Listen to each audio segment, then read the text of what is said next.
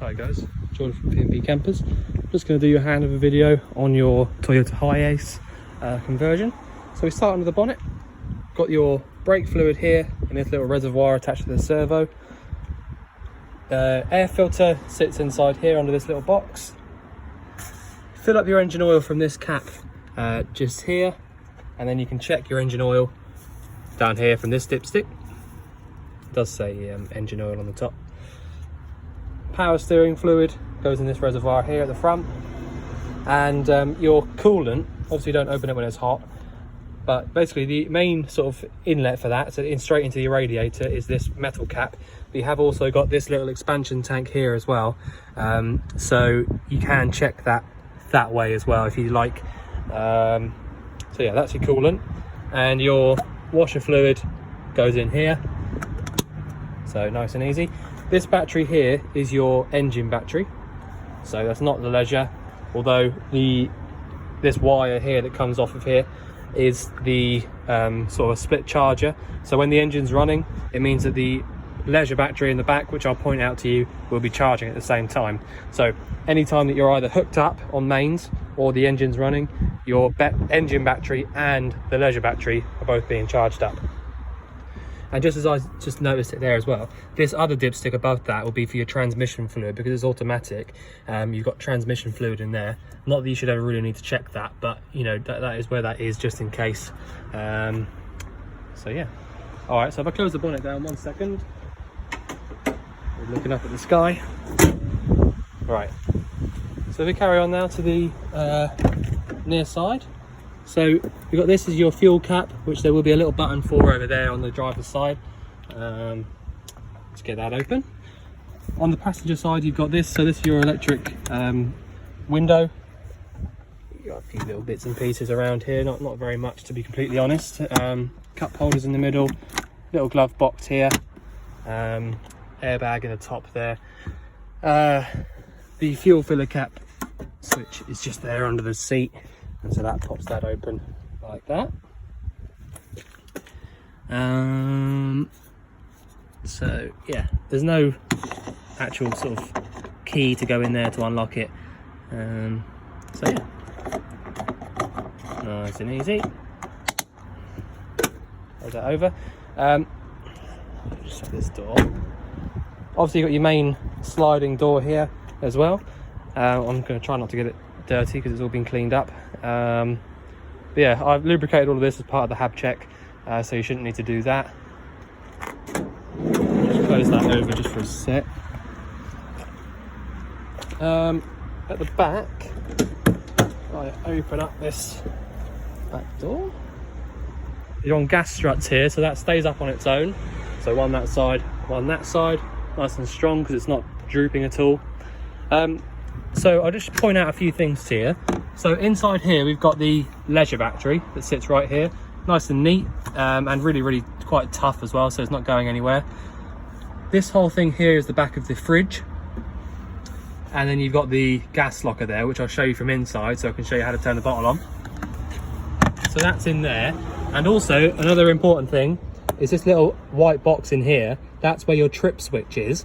So if you basically have, find one day that you go to plug one of your plugs into one of your sockets in the van when you're hooked up and it doesn't work, just open the little flap up there and check the the main trip RCD, and then that should be down rather than up, and then go and put that up, and then you'll be fine. I have checked that as part of the hab check as well, and that works totally as it should from the plugs in the van. So yeah, happy with that. The main actual hookup point, so if you're at home or on a campsite, is here. So you plug your hookup in there, and then you have access to using your plug sockets in the van. And also, as soon as you put a hookup into here, like I was saying around the front, as soon as you hook this van up, the battery charger will start to charge the leisure battery, which is the one in the back, and that means that you can just go ahead and use your fridge or your lights for as long as you like, and it won't discharge at all. You do need to give it a little tap like that, like I did there at the bottom, to get it to clip over at the bottom, and that'll stop it from opening up and flapping around when you're driving. Next one here is your whale water pump. So it's an external water pump. It's quite clever actually. It's more of a caravan style thing, but basically there's no water pump inside the van itself. But if I just point out to you now before I forget, there is a whale pump here, so it's the proper pump for that point. And basically you just plug it in, literally just like that, into that point that I'm just showing you now. And essentially you drop it into a big bucket of water, which we've got it's called a rollaway, and I've got one in the garage for you. So essentially you plug it into there, drop it into your 40 litre rollaway, and then you can use as much water as you like, and it's much easier to fill it up that way. And you know, same again, push that over the bottom. But yeah, that's how you use your fresh water via the pump. And there is a little micro switch on that pump, so basically it'll only turn, it won't be on all the time, it'll only turn on when you actually open the tap up. The driver's side, we've got a few more things. So you've got if I just point out to you, because I remember you mentioning about the actual sort of driving of it. So if I just show you now, turn the ignition to on, so you've got these lights coming on, the radio's coming on, all that kind of stuff. Foot on the brake, and just make sure that your lever up here is as high up as it can go, okay? Push that button in. In fact, actually you don't need to push the button in. All the way up to the top, make sure that it's all the way up. And you see there, it comes up saying P, all right? That means park. So if I now start her up, all right, so that started perfectly.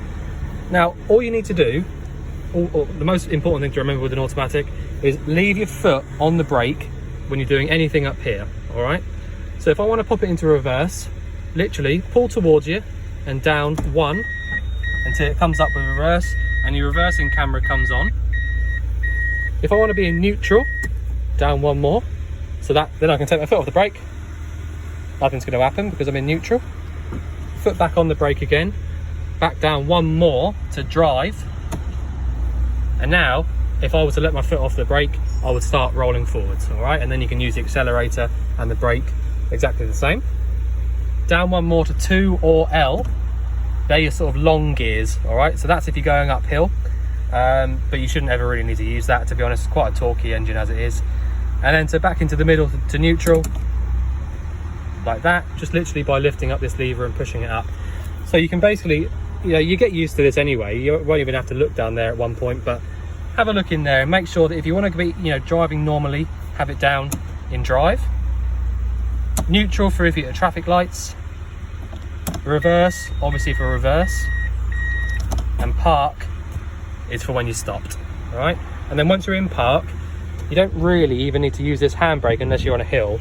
But you can literally just let your foot off the brake for park, and that's it. That's all you need to do. All right, I know it's quite a lot to run through, but really it is so easy. And I have driven this myself a couple of times, and it drives so nice. But yeah, overdrive is basically just a sort of like a top gear kind of thing, but you don't really need to worry about that too much. You can leave it on. If you're going to be driving on the motorway, I think it makes a difference. So if you want to drive on the motorway, pop that on. So make sure that that light in the middle isn't on. So that says overdrive off. Just make sure that it's not on there. So yeah, park for when you stopped, reverse is reverse, and just basically do everything whilst your foot's on the brake, so you don't sort of fly all over the place. But yeah, this little button here is to turn on and off your camera. So if I switch that on, you get a little like your camera should come on, I think.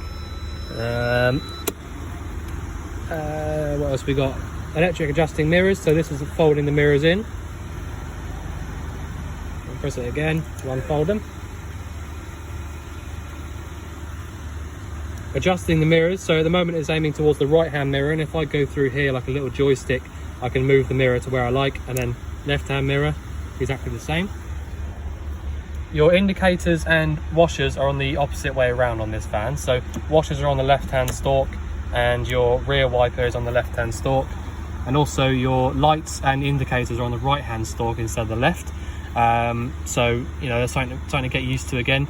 Literally lights are on the right hand stalk like that, indicators up and down. Your sort of heater aircon unit in the middle here is really nice and easy to use. You've got aircon on this little left hand button. Temperature setting, you can go through and choose your temperature. Rear window and front demisting, and then you've also got a cooler and a heater for the back as well, when it used to be just a van on its own. and also your hazard lights are there in the middle. All right, so you have also got your cruise control stalk here as well, which to be honest is aftermarket. We haven't actually used this to test it out, but that is there. And you've also got your power and normal settings for the actual engine itself, which is a Toyota Lexus kind of thing. So yeah, you can go through there and you'll get a little light coming up in the corner there, so you see ECT power or not. But yeah, so I'll switch that off now. You've also got on the door, you've got a window lock button, so that'll stop you from being able to use the windows going up and down, and you can lock and unlock the front doors from inside, just there. And also the bonnet release is just here. All right, just so you know that. So, I'll just now show you around the inside a little bit. Not too much to go into great detail with, to be honest, but so straight away you notice you've got the sink over here on the left hand side, which is brand new, by the way. It's not, you know, I'm the only person that's ever used it, so basically you're the first people to use it. So like I was saying, the actual pump for the fridge is outside on that whale point, which is this one here, which I have tested into that rollaway that I was talking about, and it works as it should. Undo this and then you'll see this little waste tank here. So this black pipe basically runs from the bottom of this sink straight into here, and I put a little bit of wood on the floor so it doesn't move around. So essentially, if you want to empty that out, take the pipe out the top of it, unscrew the lid, and then you can take that whole thing out literally just by lifting it out, and empty it out, put it back in. Really easy. So yeah, that's the waste. Your fridge literally just pulls out like that, and then inside here you've got, so I've just turned it on there and I can hear it starting up already. So you literally go from minimum to maximum. You can leave it on maximum, really. It's not, you know, it's only a 12-volt fridge. It won't use up loads and loads of power. But yeah, and that works really well as well. I've not actually used one of these sort of long ways fridges, if you like. But yeah, I had it on for about an hour or two and it was freezing cold by the end of that. So yeah, really nice little fridge. Again, I'm pretty sure that's brand new. I don't think it's been used. So your little control panel here, it's a Zig unit, so they're nice reliable units. On the left hand side here is your main 12-volt on and off switch. So at the moment I've got it on, and you can see that by the red light inside there, it says it's on. The next one there is car battery or caravan battery, so that wants to be on caravan battery if you're going to be using the lights and things like that. If you had it up on car battery, everything would still work, but basically it will start to drain out your engine battery, and obviously you don't want that because you want to start the van up. So leave it down on caravan, and you can leave that there at all times. You don't need to turn that off or anything, because it's literally just a rocker switch up or down. So leave that on caravan all the time, and if you want to turn everything off, you can just do so like that. So now that I've got that on, I've got access to using all of these lights around the van. So you've got that one there and those two up there as well, which both work. So if I switch that off, so yeah, this side here is basically just about your leisure battery. So it's saying that you've got normal charge in the battery, and as soon as you get down to low, you probably want to start the engine up or plug a hookup cable into it. So ideally you want to be, if you're on a campsite, have your hookup plugged in, then you can just use everything for as long as you like because it won't, discharge. But if you are wild camping, just keep your eye on this here, and if it starts going down to the low, then you know that your battery's sort of starting to struggle a little bit, and then you could do a little drive or something like that to charge it back up. As soon as you plug your hookup cable into this fan, as long as this button here is down to the on position, this light here will light up, and what that tells you is that your hookup is in and working, and also that your battery is being charged. All right, so again, I've gone through and I've checked that exactly how it should, and it works perfectly. So there's no problems with that whatsoever, and your battery charged up to about 14 volts, which is perfect. You got a little 12-volt socket just here next door to that as well.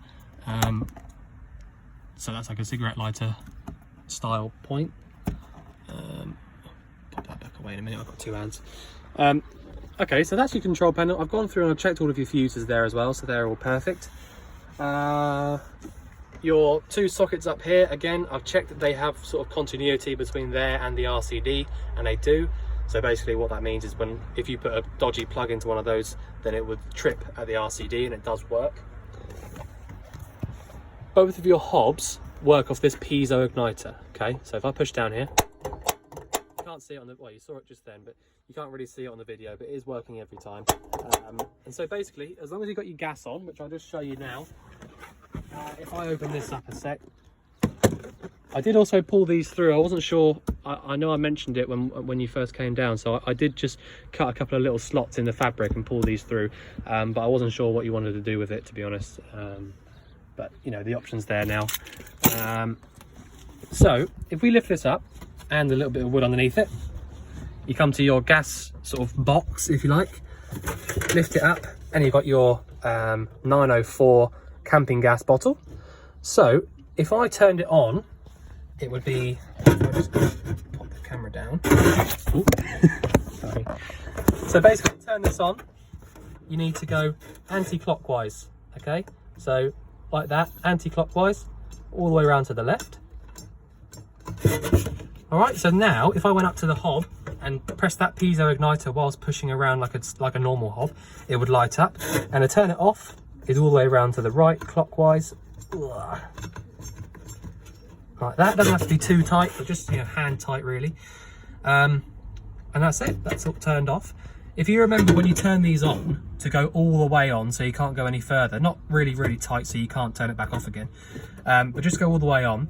When you come back to turning it off, you'll only be able to turn it one way, so you can't go wrong, you know, with which way to go. It's just a little tip I like to sort of mention. And then you sort of pop that down. Again, easy with 2 hands, but there you go. That's all closed up and that's off. And obviously you want to have that off for when you're driving anywhere.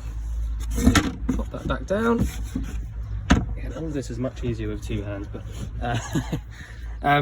so yeah, the bed actually pulls out, as you're probably aware, by pushing this down and then pulling this whole thing towards you. But yeah, so your gas is under there. I had to shorten the pipe a little bit, and you know, just to sort of clean up the connection a little bit like that, and put a new regulator on it as well. You've basically just got storage under here, to be honest. These bits here are the old heater fan for the rear of the van when it used to be a 7-seater or an 8-seater. But yeah, so I think I've pretty much covered all I can. The rest of the van is basically just storage, to be honest. But you know, you can go through and make it totally your own. So yeah. Okay, so I think I've covered everything I can. If you think we've missed anything out, then obviously let us know. You can ask any questions when you turn up to pick the van up, and anything you want to know we can answer. But otherwise, we look forward to seeing you soon to collect your van. And yeah, thanks very much.